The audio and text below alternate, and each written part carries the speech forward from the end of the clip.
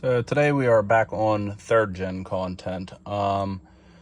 The heater control light bulbs are all but burn out. Actually, I think they all are. So at nighttime you cannot see anything. So this is going to be a pretty quick video. While I'm in there, I'm also probably going to try to get the steering wheel controls working.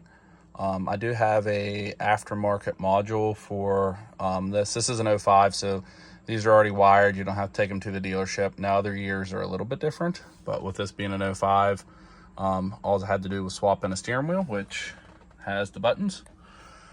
And of course, I have a module for this, so that's not the point of this video, but I'm going to show you how to get the bezel off and get to the heater control.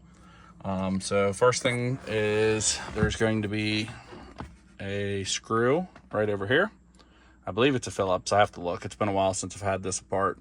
And then pretty much the rest of it just pops off. So let me take that off, and you might have to pull the shifter down and pop this piece of trim down. It should just snap down like that, and then this whole piece will come off. But I think it's just a Phillips. Let me check, and then I'll let you know. So it was one screw. Looks like it's a bolt head. It's probably an 8, but if you can get it out with the Phillips, that works too. And then just slowly but carefully just work your way around and start to pry that whole piece off. I pulled the truck down into first. Oh, hold on, let me get some lights.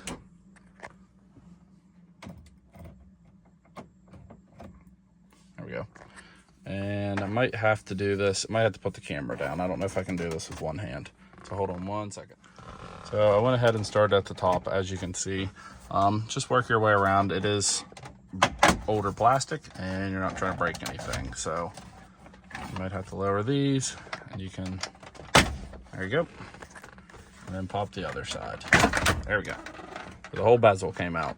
Let me set this down real quick, put the truck back into park, and I'll show you what the back of the HVAC control looks like. So I'm going to try my best to show you what the back of this looks like. There's only a couple connectors. That one down there, you'll have the 2 for the HVAC control, and then that's the cigarette lighter. Now I do also have a USB cable going through this for the Pioneer radio that I have. But I'm going to unplug these, and I think it'd be easier. I'm not going to pull it out of the bezel, but I will pull the bezel out far enough so you guys can see where the bulbs are. And then I'll show you the part numbers that I got. So these were actually from Advance Auto. They were like $2 and I think 60 cents a bulb, which is a whole lot better than if you go to Mopar. I think the cheapest Mopar bulbs that I could find were $19 a piece.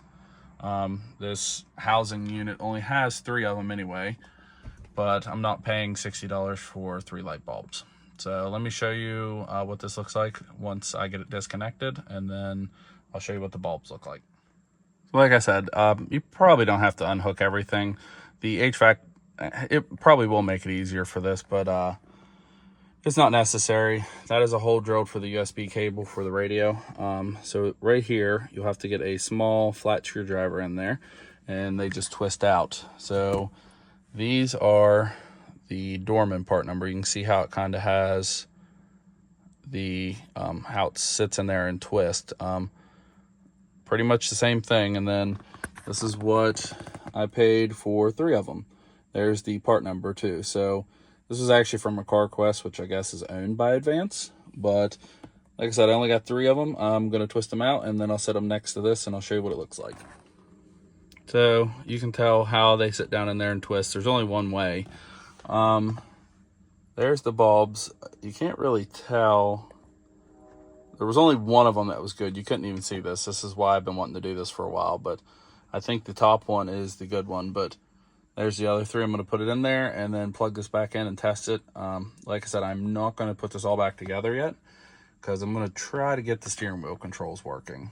To me, that was pretty important. That's one of the reasons why I swapped the wheels. So I have all the lights off. I just wanted to show you what it looks like. I will say the Dorman part, I'm not super impressed with them. It's a lot harder to get in than the factory Mopar bulb, but I mean, for almost, what, $17 that you're saving, it's definitely worth it to fight with it a little bit. So I ended up actually pulling this out of the radio bezel. Like I said, I'm not done in the dash, but at least wanted to show you how to do that part. So if you guys have any comments or questions, shoot us a message below, and we'll help you out any way we can. Thanks for watching.